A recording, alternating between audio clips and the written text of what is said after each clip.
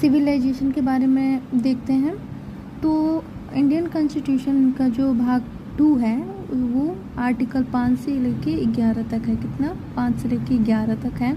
अभी हमने देखा था भाग 1 में आर्टिकल 1 से 4 तक था, जिसमें पहला था कि भारत जो है राज्यों का संघ है। दूसरा हमने देखा था कि नए राज्य को कैसे मिलाया जा सकता है, मिलाया जाता है। और तीसरा देखा था कि जो राज्य हैं भारत में उनमें जो भी परिवर्तन, नाम, सीमा वगैरह में परिवर्तन करना हो। और चौथा कि अगर दूसरा तीसरा आपको करना है तो उसमें जो है आपको शेड्यूल 1 और 4 में चेंजेस करने होंगे।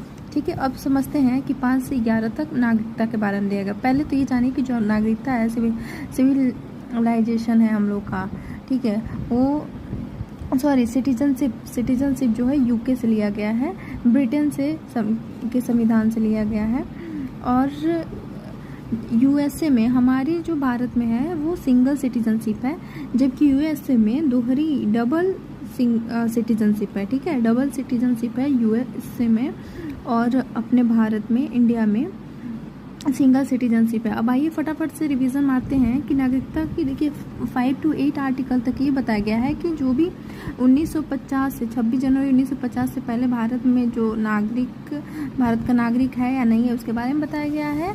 और 9 से 11 तक ये बताया गया है कि जो संशोधन होने के बाद, संविधान लागू होने के बाद से और नागरिकता संशोधन अधिनियम के बाद जो नागरिक है या नहीं है उसके क्या टर्म एंड कंडीशंस हैं।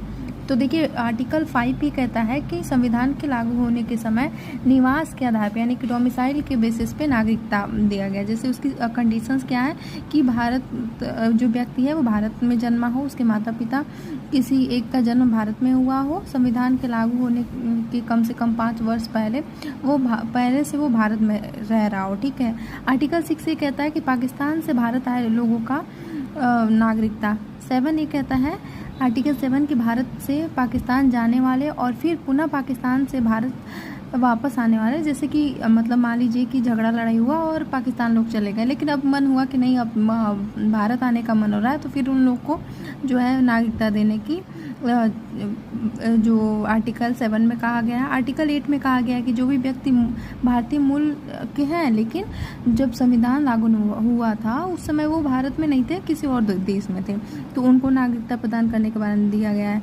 आर्टिकल 9 में दिया गया है कि किसी भी अन्य देश में अगर आप नागरिकता ग्रहण करते हैं, दूसरे देश का नागरिकता ग्रहण करेंगे तो भारत का नागरिकता अपने आप समाप्त कर दिया जाएगा। और अनुच्छेद 10 कहता है कि नागरिकता अधिकारों की निरंतरता।